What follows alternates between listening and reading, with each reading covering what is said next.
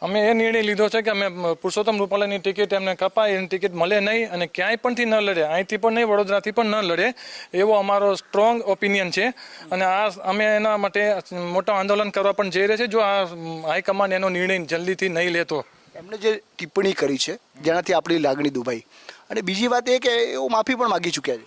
માફી માંગવાથી કંઈ નથી થતું. આજે હું કોઈને લાફો મારીને એમ કહું કે સોરી, તો એ વસ્તુ સમ્ય નથી, બરોબર. તો એના માટે અમારે આજે આ બોલ્યા છે, કાલે બીજા બોલશે, આજે અમે માફી આપી દઈશું. ક્ષત્રિય સમાજની હંમેશા એવી રહી છે કે ક્ષમા વીરસ્ય ભૂષણમ, અને અમે જો આજે માફ કરતા હતા 1000 વખત માફ કરી ચૂક્યા છે, પણ હવે માફ કરવામાં નહીં આવે. આને લીધે બીજા પણ બોલશે. આજે જો આને માફ કરી દઈશું બીજા પણ ઊભા થશે, માફ કરવામાં નહીં આવે.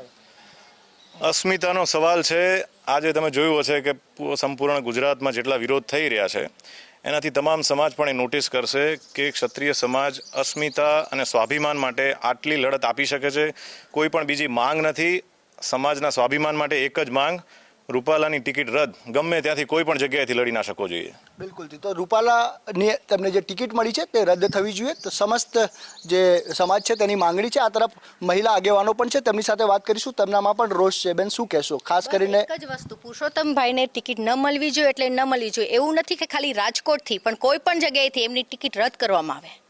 એમને જે નિવેદન આપ્યું છે તમે કઈ રીતે જુઓ છો? ખૂબ જ દુઃખ લાગ્યું છે. એક રાજપૂતાણી થઈને આ અમારાથી સહન જ નથી થતું. એ યોગ્ય જ ન કહેવાય કે કોઈ રાજપૂતાણી વિશે આ શબ્દ બોલી શકે.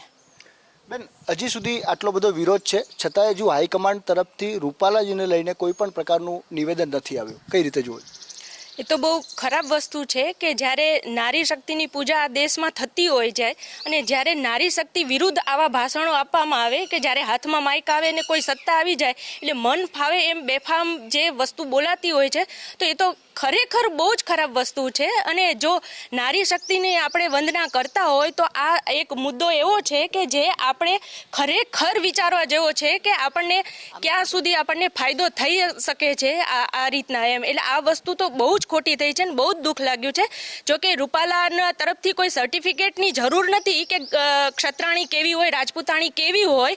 એ તો સૂરજ જેવું છે કે સૂરજની એક આગવી પ્રકાશ છે, એનું તેજ છે, એવું અમારું તેજ છે. પણ એની જે ખરાબ માનસિકતા છતી થઈ છે, જે બધાની વચ્ચે જે આવું બોલવામાં આવ્યું છે, એનું દુઃખ લાગ્યું છે. બાકી એના સર્ટિફિકેટની કોઈ જરૂર નથી. અમે છીએ સારા અને રહેવાના જ છીએ સારા. ટિકિટ કેન્સલ થાય, આપ શું કહેશો બેન? યુવા વર્ગમાં પણ રોષ. હું આ નેક્સ્ટ જનરેશન માટે હું સારું ઓર્ગેનિક પોલિટિક્સ માગું છું.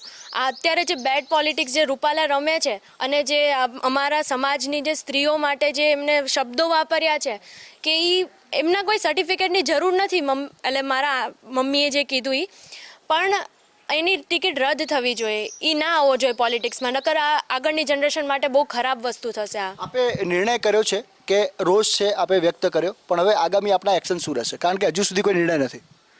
એટલે આગામી ધોરણે અમારા ભાઈઓ બધા તૈયારી કરી જ રહ્યા છે, બધા મળીને કે આવેદનપત્ર કલેક્ટર સુધી પહોંચશે એમ.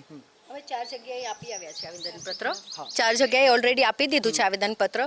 આપણે બોપલ, ઘાટલોડિયા, નારોલ અને વેજલપુર બધી જગ્યાએ અમે લોકો આવેદનપત્ર પોલીસ સ્ટેશનમાં આપી આવ્યા છીએ.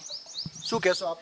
હા, રૂપાલા સાહેબની ટિકિટ રદ થવી જ જોઈએ, થવી જ જોઈએ, થવી જ જોઈએ. બસ અમારી એક જ માંગ, એક જ માંગ છે કે હવે ટિકિટ રદ થાય અને સમસ્ત જે રાજપૂત સમાજ છે તેની સાથે હવે જે છે બોપલ ગુમાનો રાજપૂત સમાજ પણ આજે એકઠો થયો છે ને એક જ સુરે એક જ વાત છે કે રૂપાલાની ટિકિટ કેન્સલ થાય અને તેમને ચૂંટણીનો તેમને ન લડવા દેવામાં આવે.